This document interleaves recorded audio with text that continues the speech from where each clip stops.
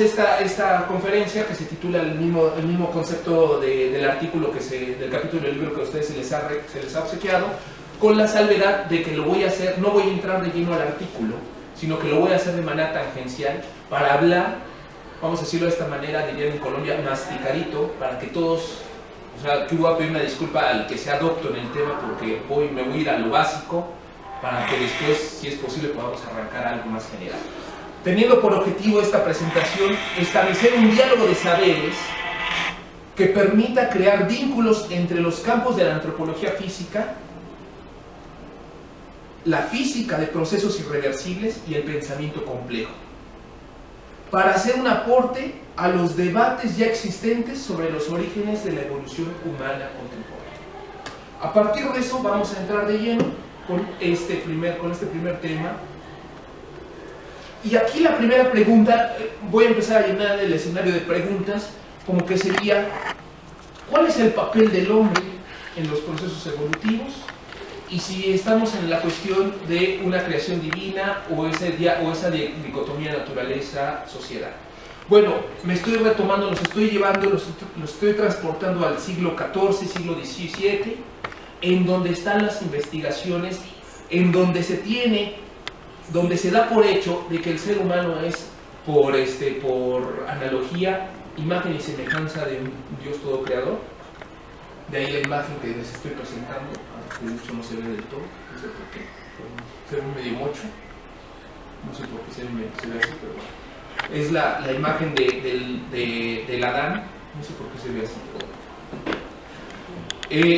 Y el caso es, de lo que viene aquí, es de que se pensaba, los primeros teóricos o los primeros investigadores en este periodo que es oscurantista, se pensaba que existía un proceso lineal o un proceso determinado para las especies. De lo mínimo a lo más complejo, de lo más sencillo a lo más complejo. En estos primeros aportes que van a abrir después la puerta a los grandes investigadores de la sociología, van a aparecer autores como Lewis, el más conocido Lamarck, Darwin, Spencer, pero sobre todo estos últimos tres, Lamarck, Darwin y Spencer, son los que van a sentar las bases para los estudios en las sociedades. Y son los que se empiezan a preguntar particularmente, ¿qué es ese algo que está ocurriendo que transforma a las especies? Y también nos empezamos a plantear, se empiezan a plantear la pregunta si ese algo afecta también al ser humano. Y se empieza a ver los ojos a la humanidad, no en el sentido nada más biológico, sino también en el sentido social. Y aparecen posteriormente, a través de esos trabajos, aparecen posturas como Malthus, que ya la conocemos, donde el incremento de los alimentos es inversamente proporcional al incremento de la población. Aparecen posturas de Marx, que si nosotros vemos al marxismo en el sentido teórico, como lo retoma Engels, va a ser una postura de una teoría evolucionista de la sociedad, en una cuestión cíclica evolucionista, pero con una tendencia lineal. O sea, los estadios es la parte del primitivo, la etapa primitiva, el feudalismo, el esclavismo, el feudalismo, etc. Es lo podemos ver como un grado ascendente de la sociedad, pero en un sentido biológico, más bien biológico evolutivo. Y después aparece Engels, que ese sí plantea como el punto el punto y aparte, con la transformación del hombre a través del trabajo, ¿no? Con ese documento. Pero estamos con la pregunta, ¿qué es ese algo que está ocurriendo? Y que hay una serie de piedras, hay una serie de evidencias que se están sacando de las minas, hay una serie como de animales. Los chinos los asocian a los dragones, a la cuestión mitológica que son dragones. De hecho hasta lo están pulverizando a esas piedras y las dicen que son afrodisíacas. Pero ¿qué son esas piedras? Y detonan que esas piedras les van a llamar fósiles. Y entonces empieza el ejercicio de taxonomía, a clasificar las piedras de tamaños, de formas, y empiezan a presentar esa cuestión de que es una escalera ascendente y la sociedad podría no estar excluida de esa misma escalera. Descubren, el trabajo de los geólogos descubre que hay una serie de etapas, hay una serie de periodos, y empiezan a identificar que las especies no solamente parten de un punto A a un punto B, no solamente son la suerte de escalera que se ha presentado, sino que también hay una serie de etapas caóticas, diríamos, de procesos, ahora se dicen de procesos irreversibles y de procesos de desequilibrio, en donde están provocando la muerte masiva de los seres vivos. Son las llamadas megaextinciones. Hasta la fecha se han descubierto 5 megaextinciones, se las he marcado aquí, casi no se logra ver. Es el ordovicense, pero aquí están las imágenes, es el ordovicense, le sigue el devoniano, le sigue el permiano, el cretácico y por último el jurásico. Tenemos esas 5 etapas que están salteadas. Pudo haber sido cambios atmosféricos, cambios en la alimentación, o sea, pudo haber sido una combinación de varios elementos. Sin embargo, se está viendo que hay extinciones. Y es una serie de cambios de los estadios o de los procesos que están ocurriendo y que solamente las etapas geológicas son las que nos permiten ver que algo sucedió y que después fue como punto y aparte y comencemos casi desde ceros, ¿no? Ni tan de cero, ni tan tajante como decir empecemos desde ceros, pero sí es como que pues aquí hubo un borrón y cuenta nueva, ¿no? Y lo que nos vamos a quedar es lo que sobrevive. Y volvemos a la pregunta: ¿cuál es el papel del ser humano en estos procesos?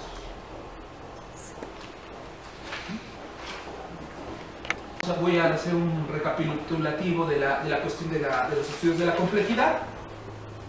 Tenemos que los estudios de la complejidad, primero, actualmente incluso alguien entre colegas hemos hecho la broma de que es la nueva religión de la ciencia, los estudios de la complejidad. Así le hemos dicho, ¿no? Que es como la nueva moda o la nueva religión. El comentario salió. Lo que sí no es algo nuevo. Es algo que ya se venía practicando. Tenemos que en la época de los griegos ya se hacía en las ágoras, nunca se ha negado que la educación ha sido clasicista. Pierre Bourdieu ha sido muy claro en esas partes. De hecho, en las ágoras, lo podemos ver en los diálogos de Platón, decía oportunamente: si usted no sabe de aritmética y de geometría, mejor ni entre. Entonces ya se tenía que tener un conocimiento básico para poder ingresar a las ágoras, las cuales pasan a ser las universidades, y ahí empezamos con el proceso de fragmentación del conocimiento. La fragmentación del conocimiento va a depender, no solamente es que nos especialicemos en un área, como ya lo había señalado desde la introducción, y tampoco es la lectura que se le ha dado popularmente al concepto de hiperespecialización que tiene Morán, que es uno se forma en una sola área y no se sale de ahí. Yo más bien veo la hiperespecialización o esta formación como una cuestión personal y mental. Porque puede ser una persona que no nada más puede o no tener una carrera, pero puede saber mucho de muchos temas. Y no está hiperespecializado. La persona hiperespecializada, yo la veo como aquella persona que no desea personalmente salirse de su campo de estudios, por intereses personales, económicos, por lo que quiera. No desea él simplemente dice: yo no deseo salirme de ahí. Si voy a estudiar economía, a mí háblenme de economía, pero no me hablen de política, no me hablen de sociología, no me hablen de otra cosa, porque no tengo tema para ello. Para mí esa es la lectura de la hiperespecialización. Pero lo que sí tenemos es de que está la fragmentación del conocimiento, la separación del conocimiento en todo sentido. Y esa fragmentación se la debemos a dos pilares. Los han satanizado mucho. Sin embargo, esos dos pilares nos han abierto la puerta a nuevas investigaciones. Es un tajante error decir que nos vamos a dedicar a estudios de la complejidad, ciencias de la complejidad, pensamiento complejo, y decir, y vamos a hacer borrón y cuenta nueva de todos los avances que las ciencias disciplinares lo han hecho. Sería un absurdo, es el más grande error que tenemos. El único detalle que estamos observando aquí es ¿cuál? Que Descartes separó tanto la pregunta que nunca se pregunta si su pregunta fue correcta. Y en el caso de Newton, hablamos de procesos reversibles, el determinismo a través de procesos reversibles, donde el factor tiempo no juega en ningún escenario. Es decir, si yo suelto esta botella, ¿qué va a pasar?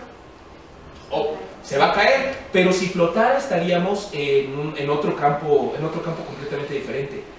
Pero con el principio de Newton, si yo la suelto, como no existe la noción del tiempo, entonces esta botella va a estar subiendo y bajando constantemente, porque no está el factor tiempo, es un tiempo reversible, entonces por lo tanto el factor tiempo no juega y la botella cae y asciende, cae y asciende, cae y asciende hasta que algo llegue y la rompa. Esa es la parte que pocas veces se ha visto a la teoría de Newton, que es una de las principales críticas que se le hace a Stephen Hawking y que se le hace precisamente a la Prigogine. Olvidan el factor tiempo en estos ejercicios. Bueno, entonces tenemos que son los dos pilares que trata de criticar los estudios de la complejidad. Voy a hablar de la complejidad a secas para no entrar en ninguna escuela de las mismas, que es la disyunción y el determinismo. Lo que no significa que no sean correctas, o lo que no significa de que tengan errores que no nos puedan llevar a nuevos escenarios. Aquí el detalle es de que se hicieron las universidades, se hicieron los estudios y se consideró por regla que la disyunción y el determinismo tenían que ser los ejes metodológicos para toda investigación. ¿Cuántas veces hemos regresado protocolos de investigación porque no está bien delimitado el tema? Porque tenemos que irlo de lo macro a lo micro, a lo micro, a lo micro, a lo micro. Pero no significa que está mal. Solamente significa que estamos haciendo un corte tan cerrado que no nos vamos a permitir ver en muchas ocasiones otras oportunidades u otras áreas de acción. Otro detalle que no se consideró, o que más bien que las ciencias lo han provocado, pero no es herencia de ellos, sino que es que se lo adjudicaron los científicos y los seguidores de estas posturas. ¿Cuál ha sido? Que todo lo que se considere como error, entonces debe ser omitido, debe ser ocultado, escondido bajo el tapete, y solamente vamos a presumir los grandes logros. Cuando los errores son los que nos van a permitir en muchos escenarios abrir nuevos campos de investigación.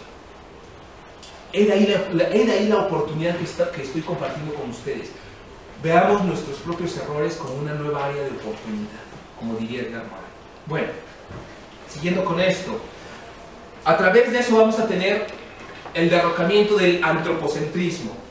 Primero vamos a tener, a la par, hay una serie de investigadores, a la par de Descartes, de Newton, hay una serie de investigadores que pública o de manera oculta hicieron sus investigaciones, y aquí está Copérnico. ¿Por qué pongo a Copérnico en el escenario? Porque va a ser el primero uno de los primeros, no significa que sea el único, pero va a ser el que se va a aventar la puntada entre ellos de decir: no somos el centro del universo como se ha esperado. Somos parte de un complejo sistema en el cual somos un satélite más y no estamos en el centro del universo como nos han dicho. El segundo momento de la humillación del antropocentrismo, Darwin nos dice: somos descendientes de primates ahora ya extintos. No olvidemos nuestra parte biológica o nuestra parte de nuestro origen, que pudo o no haberse dado, y que esa es parte de este debate, pudo no haberse dado, y podríamos estar o no dando esta conferencia y esta reflexión.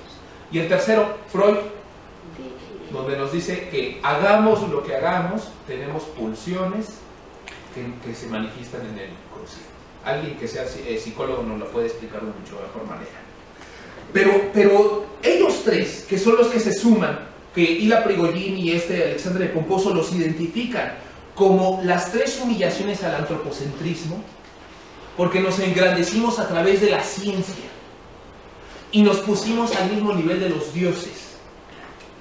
Y la ciencia la hemos utilizado para el control de la naturaleza.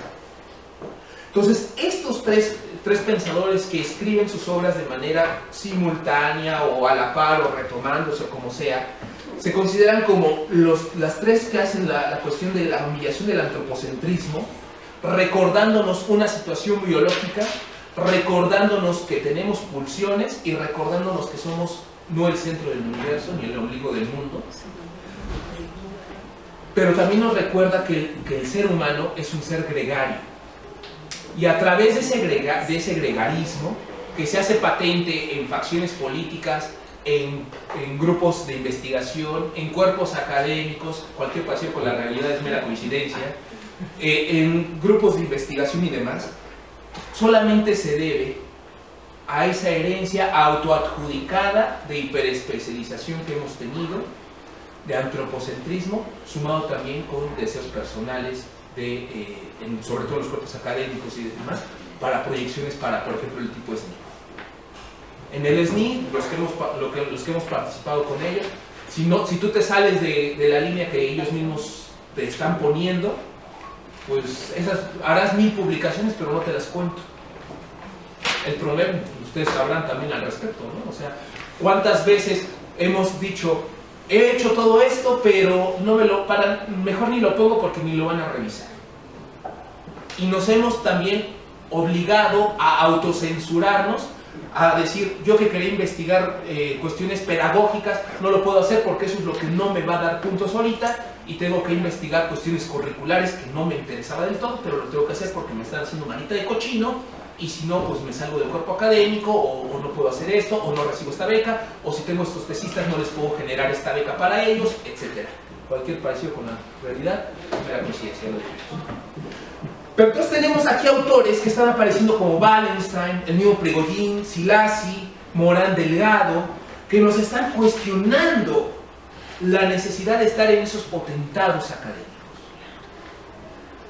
O como diría Victor Frankenstein en la novela de Frankenstein, dice, cuando está relatando y dice, cuando yo era estudiante, estudiaba lo que los profesores me decían, pero en la noche yo estudiaba lo que yo quería. Entonces, es ahí la invitación, ¿no? Podemos seguir investigando en lo que nos pide, institucionalmente se nos exige, pero en las noches nosotros hacemos lo que nosotros queramos. Y podemos dedicarnos al romanticismo de la investigación, como ha sido esta propuesta y este ejercicio que se está llevando. Pero seguimos en este canal. ¿Qué pasa con esta premisa? ¿Qué ocurre? ¿Se puede hablar de un proceso constante de la termodinámica social y qué papel sigue jugando el ser humano en este campo? Bueno, ya damos por hecho, el ser humano es un elemento gregario, somos gregarios, ya lo dije, y siempre tenemos como la categoría de los otros y nosotros. El otro existe a razón, yo existo a razón y en oposición al otro. Y esa razón y oposición nos va a llevar, no es nueva, nos va a llevar, por ejemplo, a la noción de la existencia de razas humanas. Y como dirían varios antropólogos, si las razas no existen, se inventan. Porque el chiste es, vamos a generar diferencia con el otro, de alguna manera. Yo soy en relación al otro, yo me construyo, mi identidad se construye en razón y en oposición al otro. No voy a hacer un recapitulativo de la cuestión de los estudios de la complejidad.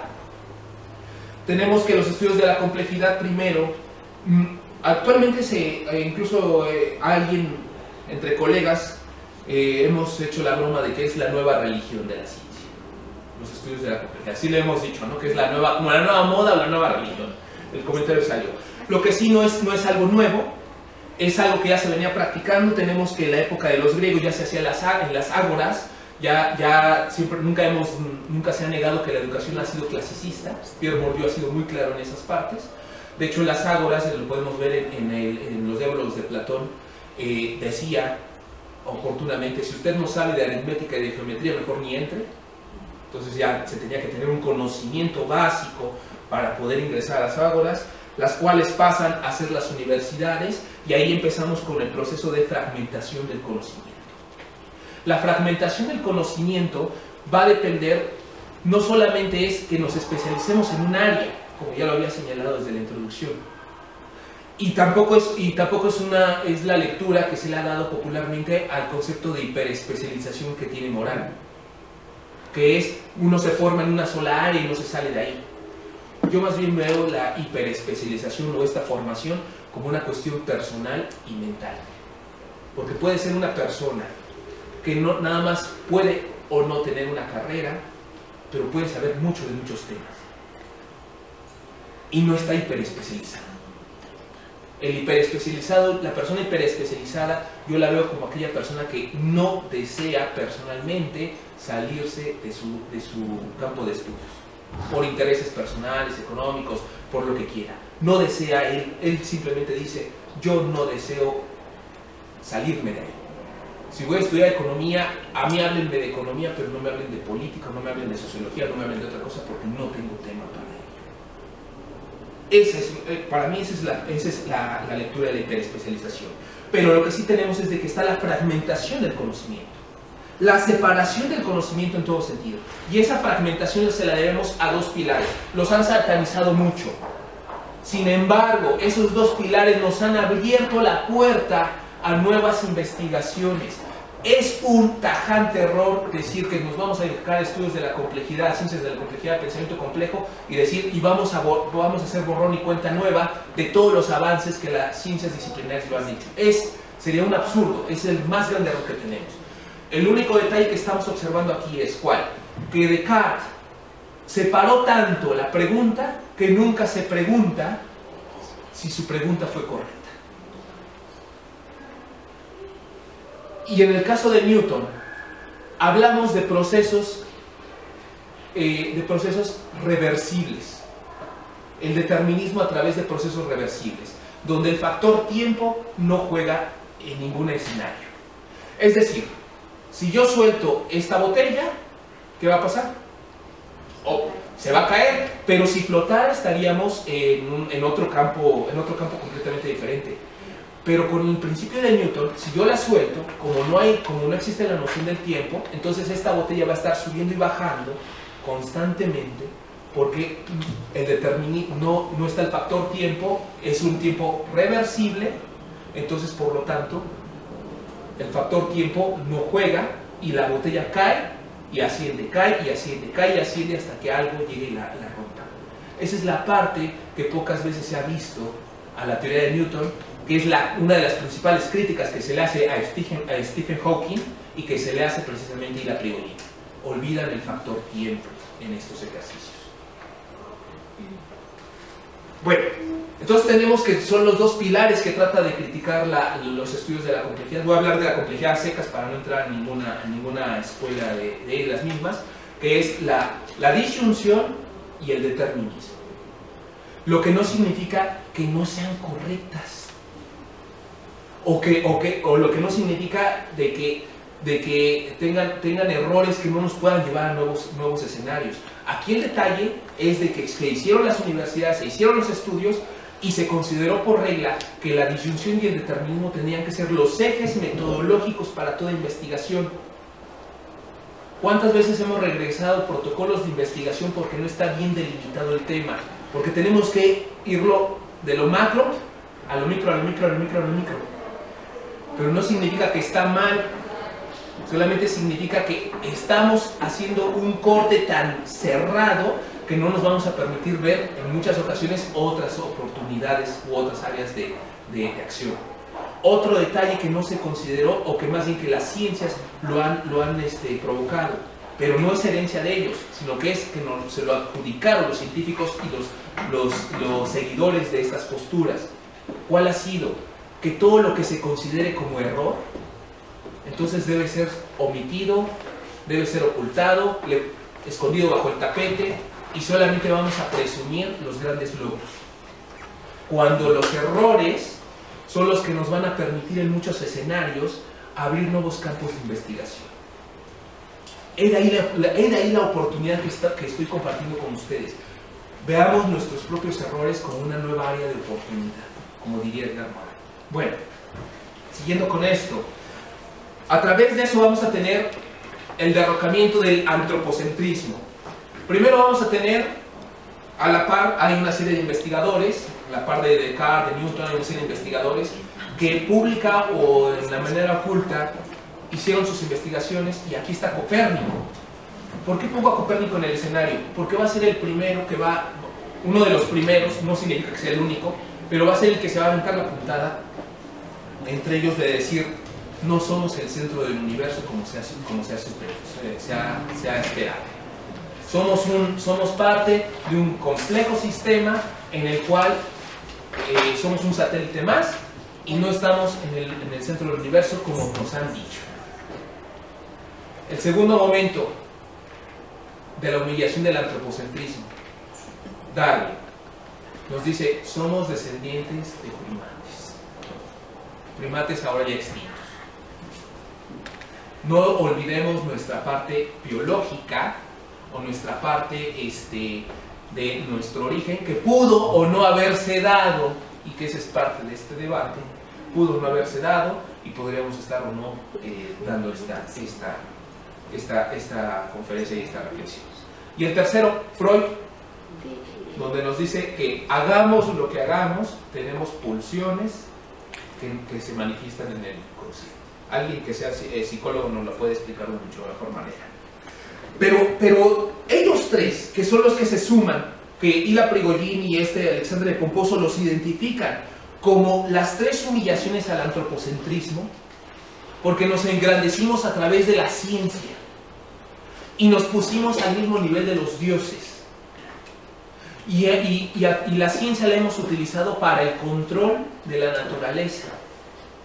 Entonces, estos tres pensadores que escriben sus obras de manera simultánea o a la par o retomándose o como sea, se consideran como las tres que hacen la cuestión de la humillación del antropocentrismo, recordándonos una situación biológica, recordándonos que tenemos pulsiones y recordándonos que somos no el centro del universo ni el ombligo del mundo.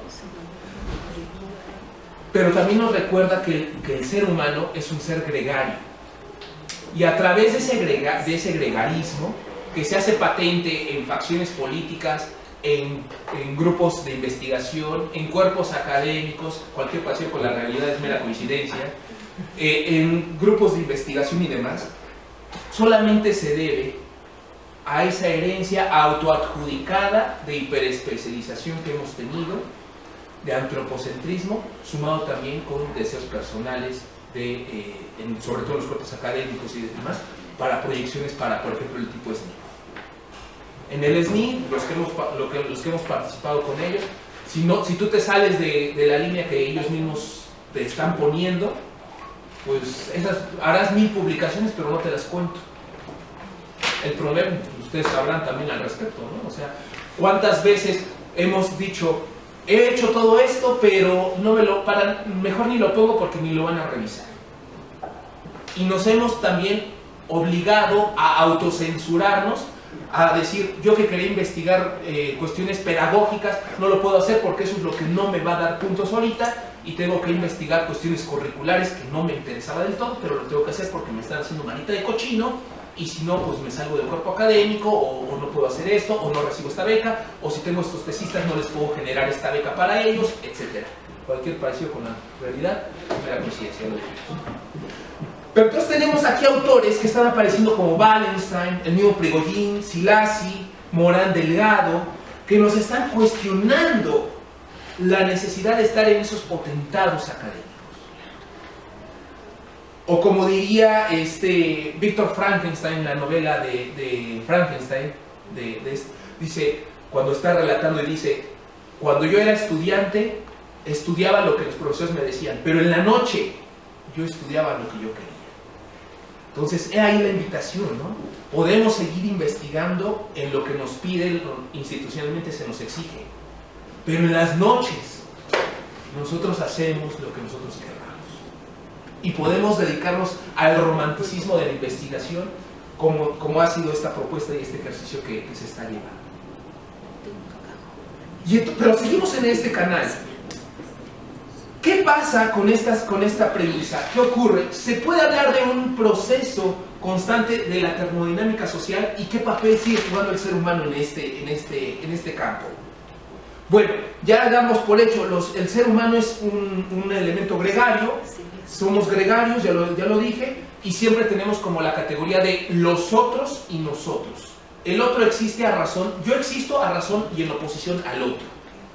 Y esa razón y oposición nos va a llevar, no es nueva, nos va a llevar, por ejemplo, a la noción de la existencia de razas humanas. Y como dirían varios antropólogos, si las razas no existen, se inventan. Porque el chiste es, vamos a generar referencia con el otro, de alguna manera. Yo soy en relación al otro, yo me construyo, mi identidad se construye en razón y en oposición al otro. No, pero también apuntan una segunda frase. Esa relación hay que empezarla a ver hay que empezar a ver a la sociedad como un elemento de flujos energéticos. La sociedad, y nos permitimos la pregunta ahorita, es: ¿la sociedad como tal es un resultado de la naturaleza o es un resultado de la cultura? Mediada por flujos energéticos. Somos de las pocas especies que gastan energía a más no poder de todo tipo. Y siempre estamos en la búsqueda de nuevas formas energéticas para seguir derrochándolas. Lo que le vamos a llamar la negantropía.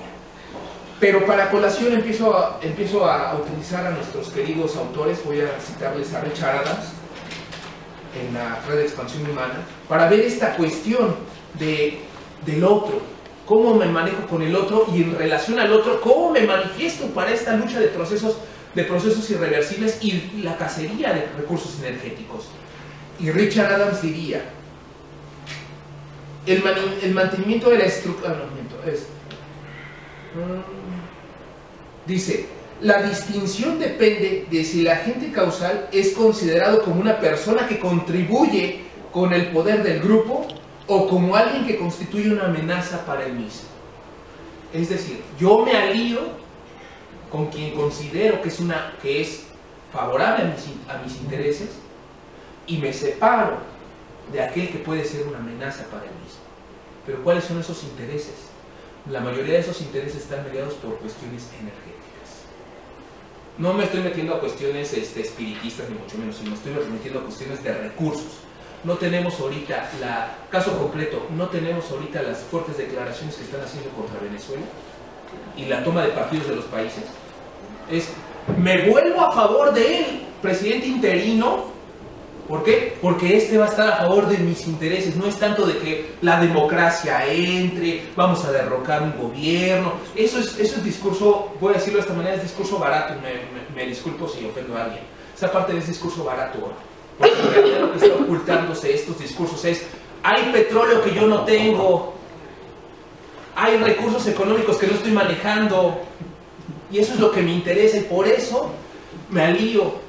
No será la primera vez que Estados Unidos, y pasó en México, ¿cuántos gobiernos mexicanos reconoció en calidad de interinos porque le iba a beneficiar a sus intereses? ¿No tenemos el reconocimiento a Madero? ¿No tenemos el reconocimiento a Porfirio Díaz en su momento y después ya lo negaron?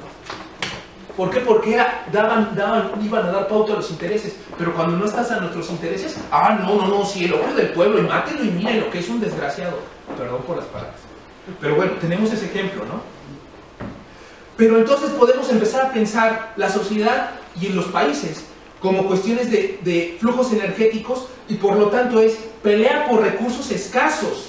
Y me voy con Richard Adams nuevamente, pero ahora en otra obra que se llama El octavo día. Se lo sugiero revisarlo, donde la lucha por recursos escasos, y que lo acabamos de ejemplificar ahorita con la cuestión de Venezuela, dice, observen esto, porque nos vamos a empezar a meter a la biología, dice: la selección es un proceso constante en el que todo sistema, al perseguir su propia disipación y autoorganización, atraviesa necesariamente a otros sistemas que se intersectan y afectan la relación con el sistema en equilibrio. Al buscar su propia autoorganización, cada sistema se aprovecha de la autoorganización continua de otros e interfiere con ella. Este es desde luego el proceso central de la selección natural. Sin embargo, en la evolución social, el proceso avanza rápidamente y una sociedad puede expandirse aceleradamente a expensas de otras, al tiempo que estas últimas, incorporadas y explotadas, se pueden desaparecer. Es decir, para que mi sociedad sobreviva, no lo hace de manera gratuita. Tengo que pasar encima de otros. Y esto ya lo estamos viendo. O sea, y si eso es entre individuos y entre grupos, o entre estados o entre organizaciones, ahora lo estamos viendo también a nivel de entre países, ¿no? Porque al rato va a ser la frase, voy a hacer una proyección, que es malo hacer proyecciones, pero voy a hacer una proyección para el caso de Venezuela. Al rato va a ser, quien no haya estado a favor de mí, va a ser mi enemigo. Y si continúa Maduro también va a tomar las cartas y es, quien me haya apoyado, dime quién es tu amigo y te diré quién es mi contrario, ¿no? Es una proyección fuerte, pero vean que está operando. Otro de los factores que están apareciendo es no solamente la pelea por recursos escasos, sino la lucha por los procesos autoorganizativos, como ya se mencionó, y la dinámica de procesos irreversibles, contrario a la teoría de Newton, donde consideramos que el orden o el equilibrio solamente es resultado de condiciones caóticas en procesos de no equilibrio. Traducción: yo necesito, para que yo esté en orden, necesito saturarme de condiciones caóticas o elementos negentrópicos, o sea, factores que me estén generando un superávit energético, llámese alimentos, llámese oxígeno, llámese la capacidad de generar desecho, para que yo pueda sobrevivir. Pero en esa búsqueda o en esa intención de conseguir recursos energéticos, me veo en la penosa necesidad de o llegar en acuerdos con el otro o pasar encima del otro. Llámense especies, llámense seres organismos, incluso seres humanos. Ese es un problema muy grave. Y el neoliberalismo nos ha venido a fundamentar parte de ese ejercicio. Pero bueno, sigamos con esto. Y eso nos va a provocar que necesitemos también otras condiciones de autopoiesis y disipación energética, como lo acabo de mencionar. La autopoiesis entendida como que el organismo necesita reproducirse con otro semejante para provocar un tercer organismo análogo o muy parecido a los progenitores. No como la autopoiesis que la han generado para la cuestión social, como me estoy retomando el concepto de autopoiesis de Maturana Varela, el primero que sacó en cuestión biológica, porque el que ya hicieron la deformación a la sociedad no me cuadra del todo, a mí personalmente. Y entonces podremos pensar, ¿es una excepción evolutiva la cuestión del ser humano? Y volvemos a los debates con Marx, con Engels. Sí vamos bien, ¿verdad? Sí, me voy de con Marx, con Engels, y recordemos que ahora estamos en el siglo XIX, y recordemos el discurso de Marx, cuando decía, todas las sociedades se tienen que terminar pareciendo a Inglaterra. ¿Por qué? Porque era la cuna de la revolución industrial. Entonces todas las sociedades tenían que pasar de una etapa primigenia, aborigen, poco a poco ir ascendiendo. Discurso que lo compra, actualmente lo sigue utilizando el Banco Mundial, donde nos ubican en un escalafón a todos los países, que dependiendo qué tan cerca estamos a los primeros lugares será digamos, de a cómo nos va a tocar la propuesta económica, ¿no? Pero aquí estamos con Marx y Engels, todavía está la propuesta de esta evolución, de esta cuestión biológica, social, en donde se considera que partimos de un punto A para llegar a un punto B, pero en una escala ascendente. Y la sociedad no queda excluida. Ese es el comentario de esta parte. Bueno, ese escenario estaba en debate en el siglo XIX cuando aparece una lucha científica de tantas que han habido, pero estas son de las que nos denotan el poder de las academias y de los gremios versus el poder de los que apenas están iniciando. Ustedes se recordarán que hasta la década de los 90 los planes de estudio y sobre todo los libros de texto gratuitos decían que el ser humano, o por lo menos el ser humano en México, había venido de Asia o era proveniente de Asia. Y nos formamos, generaciones enteras nos formamos con ese discurso. Pues ese es un discurso que fue construido a través de una farsa. Y voy a decir por qué. Resulta que en los años 30 se hace el debate entre estos dos cráneos, el cráneo del Piltdown y el cráneo de Australopithecus africanos. El cráneo Piltdown había sido descubierto en su momento por Arthur Keith ¿Quién es la persona central que está ahí con ese gremio académico? Arthur Keith había sido incluso candidato a premio Nobel, miembro de una academia muy reconocida en Inglaterra, por lo tanto podríamos decir un toro sagrado o una vaca sagrada en términos académicos, que lo que él dijera era casi ley, y él apostó a la existencia del cráneo de Piltdown. ¿Cuál era la característica del cráneo de Piltdown? Que el principio decía que el hombre había evolucionado de tal manera que primero había tenido un desarrollo cerebral y posteriormente era un desarrollo motriz y físico. O sea que habíamos tenido supercerebros a pesar de tener cuerpos de primates. E irónicamente, uno de sus estudiantes, que es este Raymond Dart, encuentra, primero lo exilian de Inglaterra, lo mandan a Sudáfrica. Él a regañadientes llega a Sudáfrica, a un lugar donde apenas se había construido una universidad en una zona campirana y demás, pero a los pocos meses que llega ahí, descubre un cráneo cuya mandíbula, que es ese cráneo que tiene ahí, que después se va a conocer como el Australopithecus africanus, resulta que la mandíbula es muy parecida a los niños contemporáneos, pero el cerebro es de un chimpancé. O sea, el tamaño del cerebro es de un chimpancé y las características físicas son más parecidas al ser humano. Entonces, si se dan cuenta, son dos cráneos completamente opuestos. Los principios son completamente opuestos. Y resulta que el cráneo Piltdown lo encuentran en China. Y se le da todo el crédito a Arthur Keith. El debate nos lo llevan por 20 años. Raymond Dart, quien había sido su estudiante y demás, al principio logra la atención de las cámaras, logra la atención de la academia, pero después con la negación de Arthur Keith, pues nada más porque él lo negó, la academia se le vuelca a Robert Dart y lo dejan en anaqueles. O sea, es así de, pues esto es una mentira y demás. Al debate de Raymond Dart se le suma otra persona que es Robert Broom, especialista en evolución pero de reptiles. Le apuesta un poco a Raymond Dart, hasta su muerte le apuesta. Robert Broom había sido también compañero de Arthur Keith, entonces se conocían, habían sido compañeros de butaca, entonces las edades ya se las pueden imaginar. El caso final es, llegaron los años 50, los años 60, y un estudiante de Raymond Dart, conociendo este debate que se había hecho, se le ocurre sacar el cráneo, el original, el cráneo Piltdown, y lo empieza a revisar y se da cuenta que es un cráneo de una persona, evidentemente es un fósil de una persona, pero no tan antigua como el Africanus, con una mandíbula implantada de chimpancé, que se le habían limado los dientes a propósito para hacer desgaste.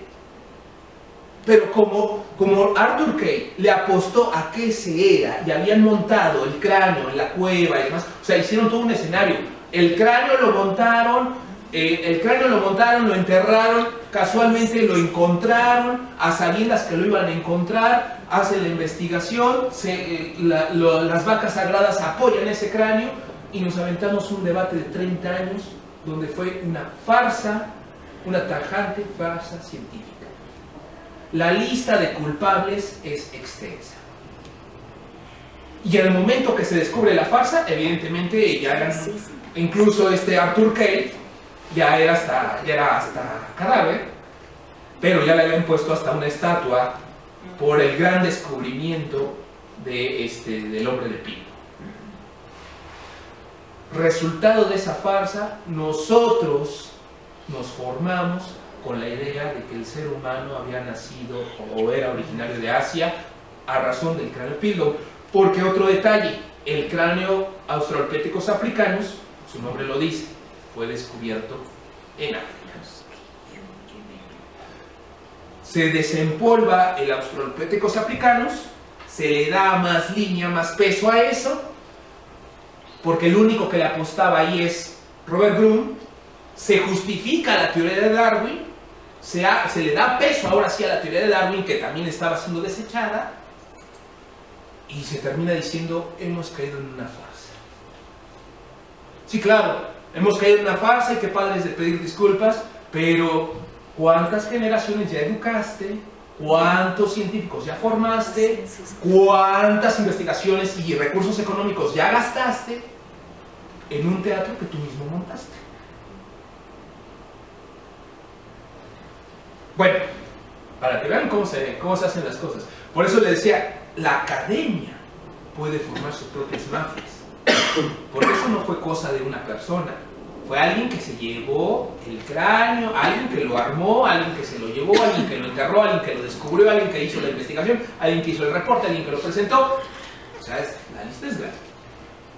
Bueno, para el que quiera corroborar esta fuente, le invito a leer el libro precisamente de este Raymond Dart. Se editó en el Fondo de Cultura Económica, está en la bibliografía, en el documento que ustedes tienen, está en la bibliografía, el documento de Raymond Dart.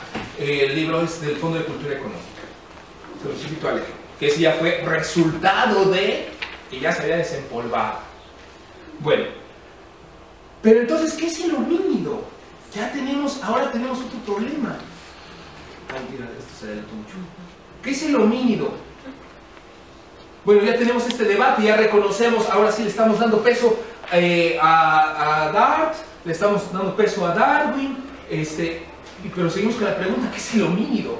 Bueno, el término homo significa el semejante, y se empieza a considerar, rescatando a Darwin, rescatando los hallazgos de Dart, rescatando varios elementos, se empieza a considerar que somos descendientes de primates, pero de un primate particular, ahora ya extinto, y que se le considera no humano. Una posibilidad de tantas, porque los arqueólogos ya me han aclarado mucho esto, me han dicho esto, tienes que decir que es una posibilidad de tantas, que pudo haber varios primates, pero que venimos de un árbol es diferente. Bueno, y entonces tiene que tener las siguientes características fisiológicas, porque primero fue una transformación fisiológica y después fue una transformación mental.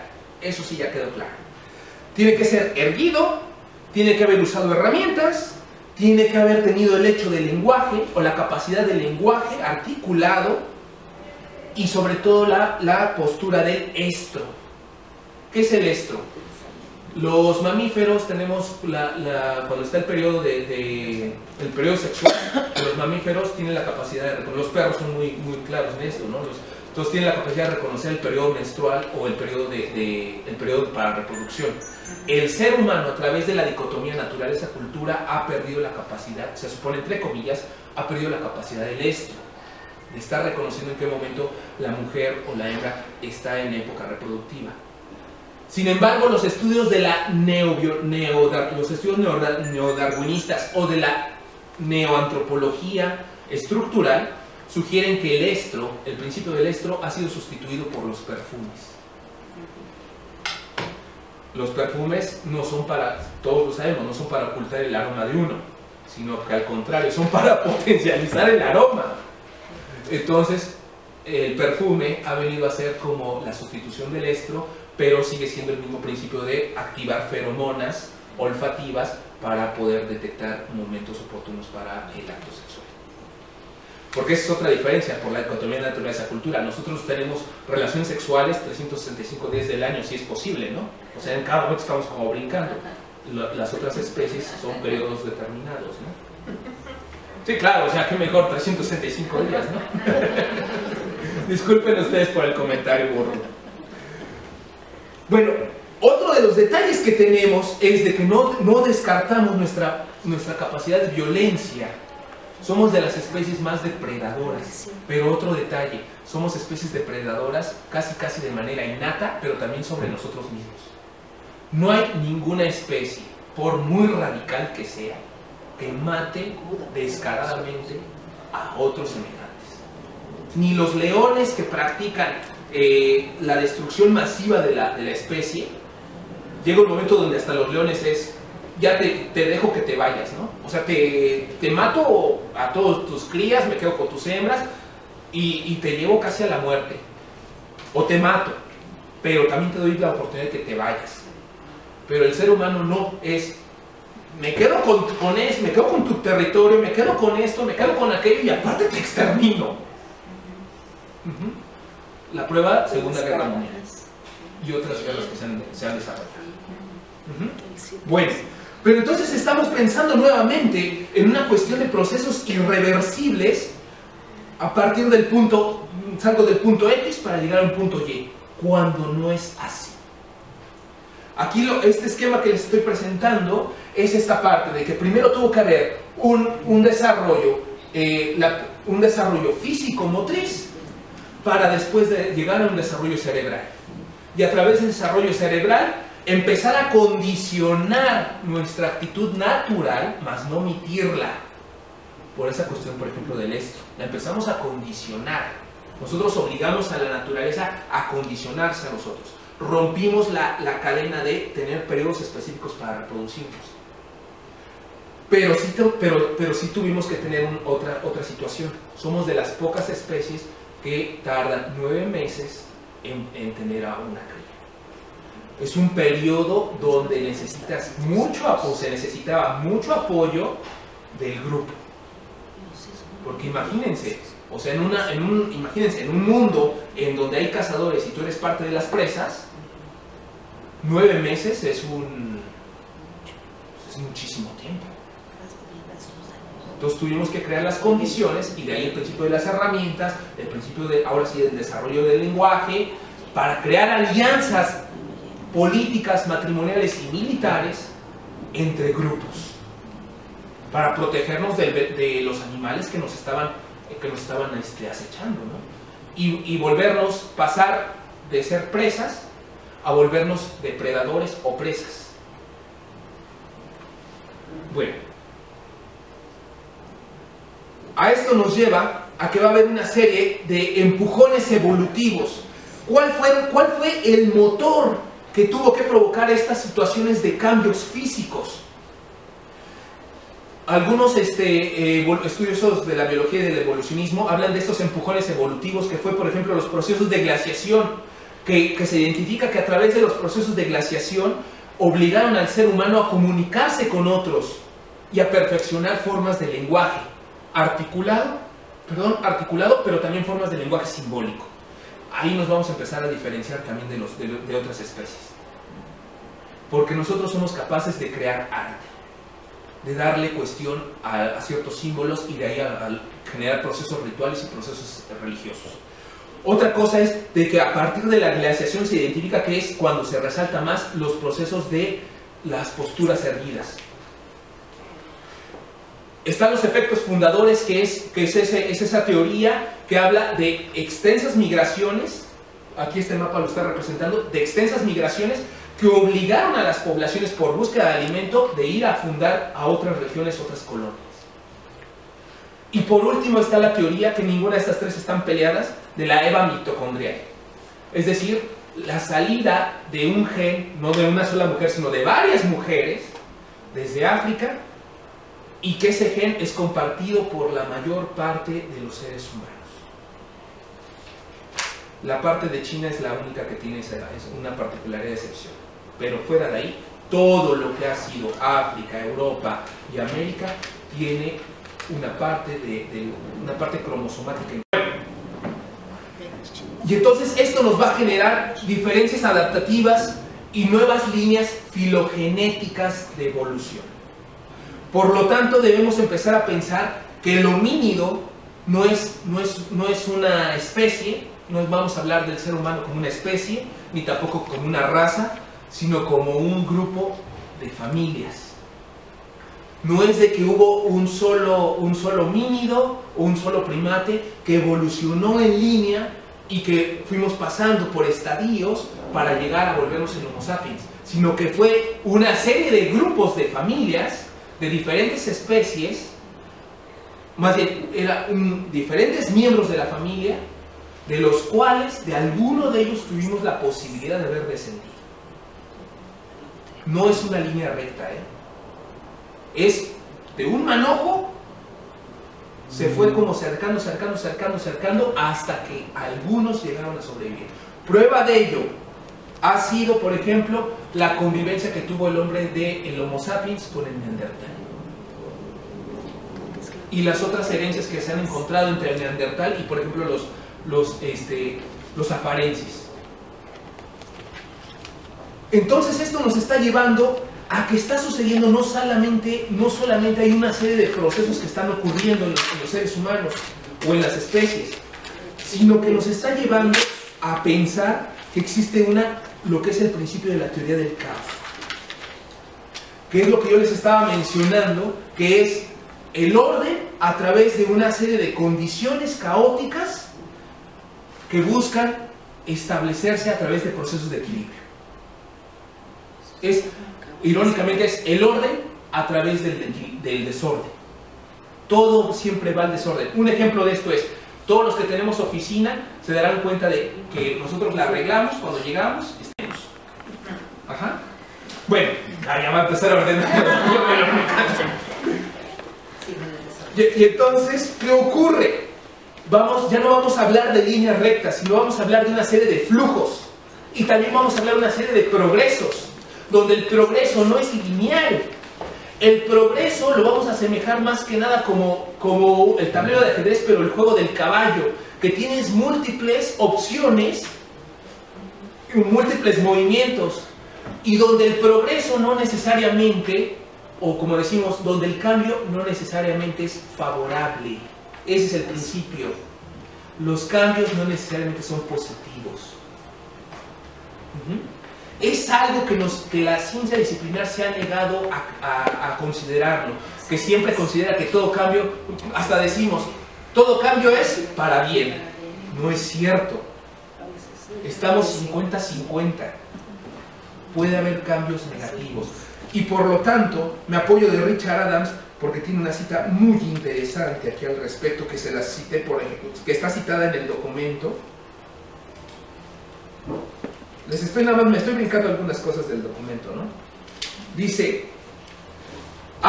porque estos flujos y estos procesos que pueden ser positivos o negativos, nos reclaman principios de entropía, principios de autoorganización, manifestaciones autopoéticas y necesidad de intercambio. Y lo dice Richard Adams de esta manera.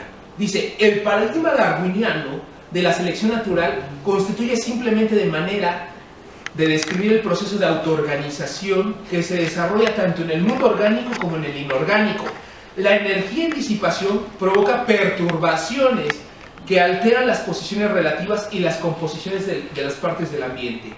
El enfoque de la selección tiende a concentrar la atención en la destrucción y pérdida, así como la desaparición de ambientes favorables.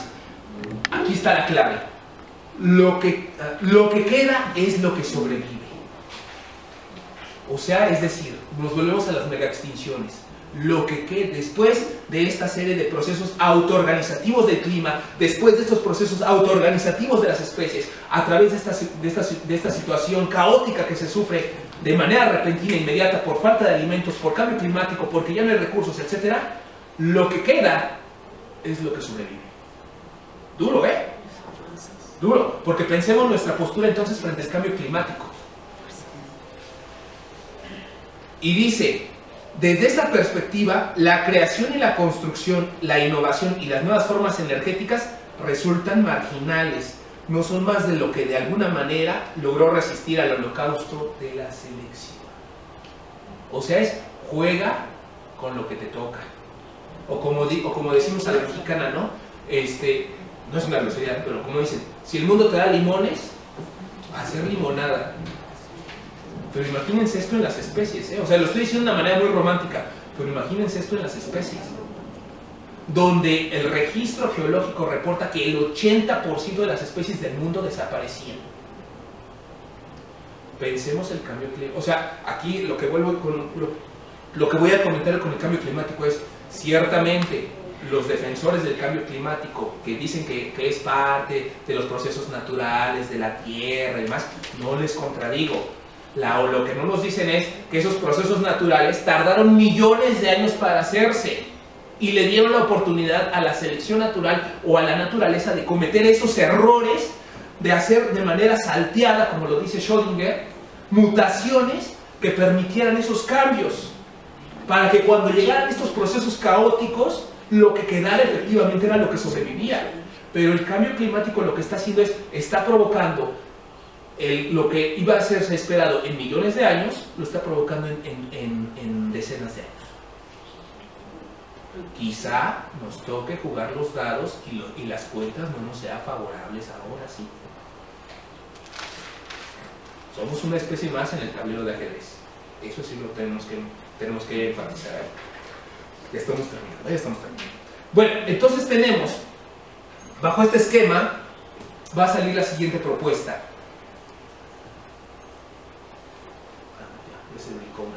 Va a salir la siguiente propuesta. El principio de Prigogine, en el libro de las leyes del caos, que es el que he estado multicitando, habla de que los procesos parten de un proceso de inestabilidad, que son caóticos, para tener una probabilidad positiva o negativa, voy a decirlo de esa manera aunque no lo dice así, y posteriormente generar un proceso de irreversibilidad. Es decir, el orden solamente es resultado de una situación caótica que tiene la probabilidad de continuar en el desorden o reordenarse parcialmente, pero lo que haya ocurrido va a ser irreversible. Y a partir de ahí, de esa irreversibilidad, que está mediada por la flecha del tiempo, lo que va a provocar es que se vuelvan a hacer otra situación caótica. Ese principio lo toma Edgar Morin en su libro Ciencia con Conciencia y construye la categoría del orden rey. Es el mismo principio, pero Edgar Morin lo maquilla, o sea, le da una transformación que es completamente válido, no es un plagio, pero es completamente válido, le da una transformación, y entonces habla de que no es una cuestión lineal, como la que presenta Prigogine, que la puede calificar de determinista, aunque no lo dice así Morin. Pero dice Morin, va a ser una relación entre orden, desorden, interacción y organización, en donde los 4 elementos o los 4 pilares interactúan al mismo tiempo, se retroactúan entre ellos mismos y provocan una sinergia, donde si faltase uno de estos elementos, se nos cae todo el techo. Esos son como 4 pilares que sostienen al mismo tiempo todos los procesos irreversibles. Esos son los 2 principios. El principio que retoma, que yo identifico y que lo retoma parcialmente Richard Adams, por eso les decía que les venía a dar venía a contarles una experiencia de reflexión.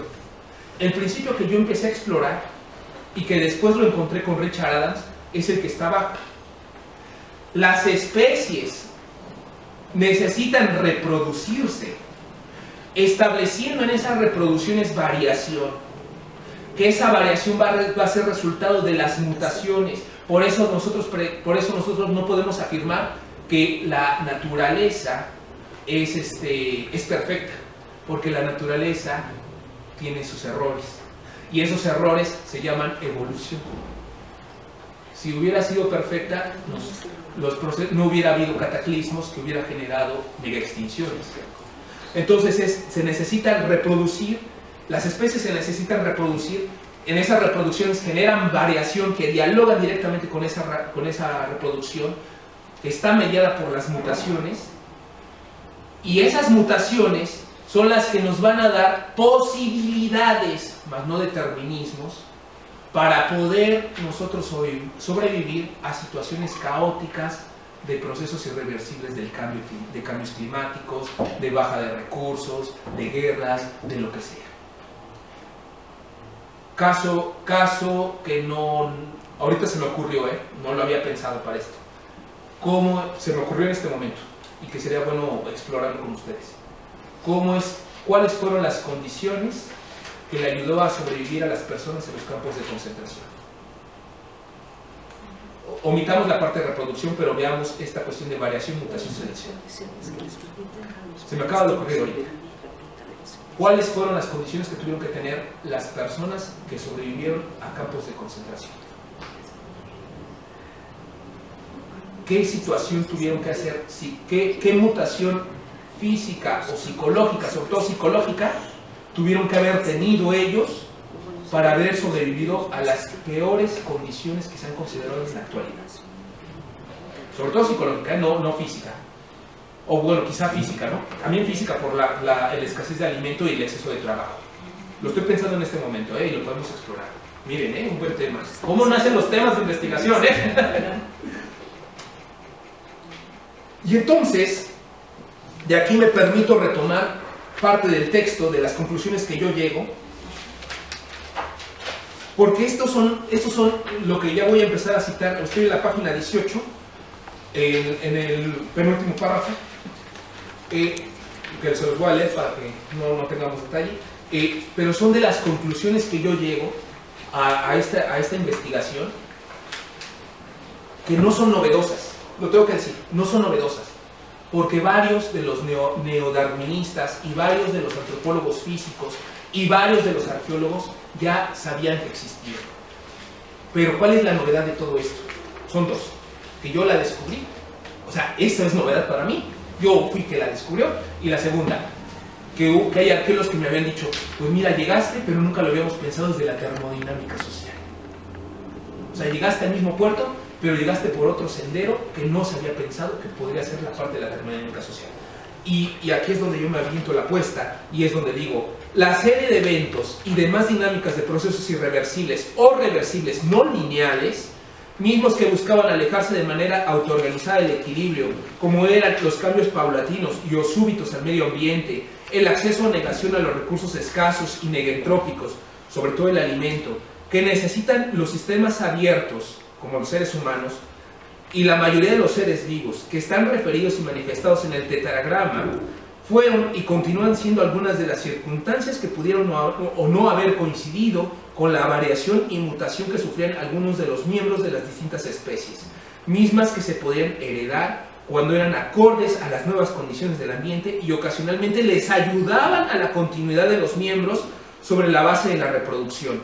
En el caso de las especies que se encontraban en procesos de mutación o estas no eran acordes a los requerimientos ambientales y condiciones autoorganizativas del sistema, la circunstancia les obligó a reducir su negentropía y acercarse a estados de equilibrio. Por ende, la muerte y el exterminio. Todo sistema abierto, un sistema abierto se entiende que el que tiene que consumir energía, todo sistema abierto que llega al peligroso estado de equilibrio está enterrado, está muerto. De ahí que me permito volver a recuperar la frase, lo que queda es lo que son daños masivos que han ocurrido en la actual tierra patria. O sea, tierra patria es el término de Edgar Morin para referirse a este. Lo que pasa es que se publica en el libro de Investigar desde el pensamiento complejo, entonces había que dar crédito también un poco. Entonces, esta es la apuesta. Haber llegado a una conclusión aventurada, con una propuesta metodológica que yo mismo me puse, sin tener formación en antropología física, sin tener mucho contacto con arqueología, aventarse esta postura, presentárselo a los médicos, presentárselo a los neoevolucionistas, presentárselo a los arqueólogos, y que alguien de ellos me diga, o varios de ellos me dijeran, pues mira, eso ya se sabía, te sugiero que te leas, pero no lo habíamos visto desde la termodinámica social. Pues entonces dice, no perdí el tiempo. ¿Por qué? Porque no es mi formación, por eso les decía, tenía que hacer una confesión de San Agustín, no es mi formación, no había tomado todo eso, para muchos quizá fue una pérdida de tiempo, para mí no lo fue, y por eso hasta se publica como capítulo de libro, ¿no? Para mí no lo fue, porque el encontrarse con los que sí están formados en esto y que te digan, pues te faltó todo esto, pero rescato esto, pues entonces no habla de un poliglotismo científico, pero sí habla por lo menos de que logré tocar parcialmente esa cuestión de saber hacer ciencia. O sea, saber investigar en áreas donde ni te habías imaginado que podías haber ingresado. Era ahí la invitación final todavía va a seguir la exposición, ¿no? Pero era ahí la invitación y la moraleja de esta conferencia, ¿no? Que podremos tener puntos en pro y contra y otros vamos a debatir, indudablemente. Pero de ahí está ese principio.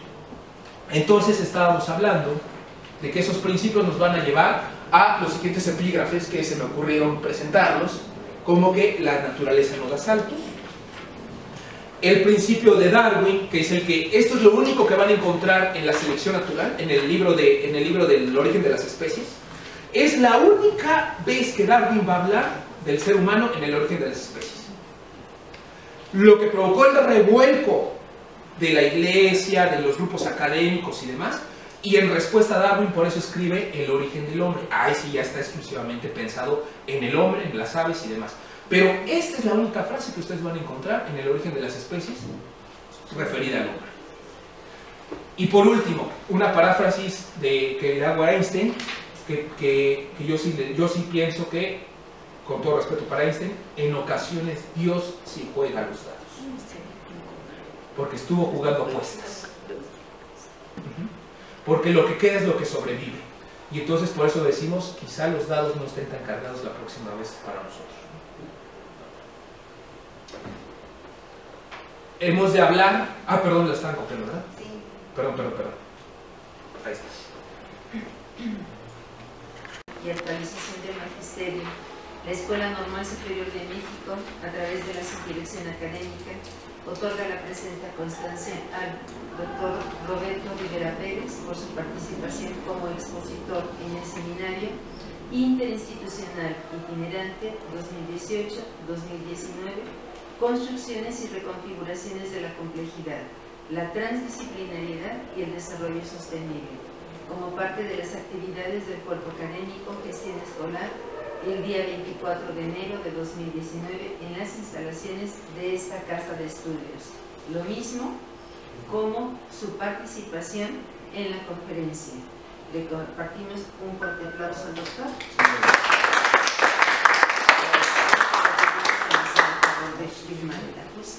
No, muchísimas gracias a ustedes, la verdad, por... ¿Es esto? Ah, es mía. ¿Es esto aquí?